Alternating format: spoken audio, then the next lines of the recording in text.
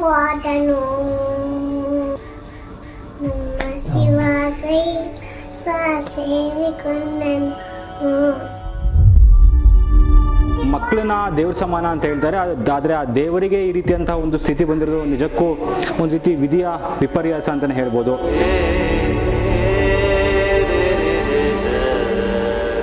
ನಮ್ಮ ಮಗುಗೆ rare disease ಇದೆ, ಬಟ್ ಎಷ್ಟೋ ಮಕ್ಕಳಿಗೆ ಟ್ರೀಟ್ಮೆಂಟೇ ಇಲ್ಲ ಸರ್. ನಮ್ಮ ಮಗುಗೆ ಟ್ರೀಟ್ಮೆಂಟ್ ಕಂಡಿದ್ದಾರೆ, ಅದೊಂದು ಹೋಪ್ ನಮಗೆ. ಜೀವ ಕೇಳ್ತೈತೆ, ಜೊತೆ ಯಾರು ಅಂತೈತೆ. ಪ್ರತಿ ತಿಂಗಳು 12 ಲಕ್ಷ ಓದಿಸೋದು ಅಂದರೆ ಟೂ ಡಿಫಿಕಲ್ಟ್. ಜೆನೆಟಿಕ್ ಟೆಸ್ಟ್ ಮಾಡಿಸೋ ಅಷ್ಟರಲ್ಲಿ ದೀಪಾವಳಿ ಹಬ್ಬನೇ ಬಂದಿತ್ತು. ದೀಪಾವಳಿ ಹಬ್ಬದ ದಿನ ಮನೆಯಲ್ಲಿ ಕತ್ಲೆ ತುಂಬಿತ್ತು. ಒಂದೇ ಸರ್, ಬಲವಾಗಿ ಭಗವಂತನ ನಂಬಿರೋದು. ದೇವರೇ ನೀನು ದಾರಿ ತೋರಿಸಪ್ಪ, ನೀನು ಯಾವ ದಾರಿ ತೋರಿಸ್ತೀವಿ ಆ ದಾರಿಲಿ ನಾವು ಹೋಗ್ತೀವಿ. ಮಗುದು ಪಾಂಪ್ಲೆಟ್ಸು, ಬದುಕಿರೋ ಮಗುದು ತುಳ್ಕೊಂಡೋದ್ರೆ ತಾಯಿಗೆ ಸಹಿಸೋಕ್ಕಾಗ್ತಿಲ್ಲ ಸರ್.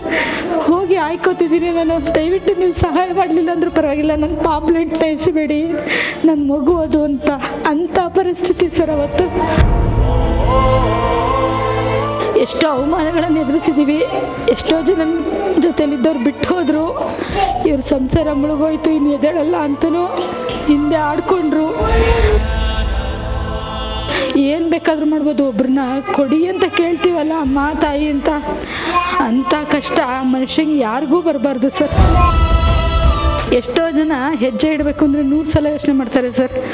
ಆ ಪುಣ್ಯಾತ್ಮ ಸರ್ ಒಂದು ಮಾತು ಆಡಿಲ್ಲ ಸರ್, ಒಂದು ತೃಣಾನು ಎಕ್ಸ್ಪೆಕ್ಟ್ ಮಾಡಿದೆ. ನಮಗೋಸ್ಕರ ಯಾಕೆ ಸರ್ ಮಾಡಿಕೊಡ್ಬೇಕಿತ್ತು ಅವರು? ಅವ್ರನ್ನ ನಾವು ಯಾವ ರೀತಿ ಧನ್ಯವಾದ ಹೇಳಿದ್ರು ಸಾಲಲ್ಲ ಸರ್. ನನ್ನ ಕೈಲಾಗಿದ್ದು ಕೂಡ ನಾನು ಏನು ಮಾಡಬಲ್ಲೆ ನಾನು ಮಾಡಿದ್ದೀನಿ.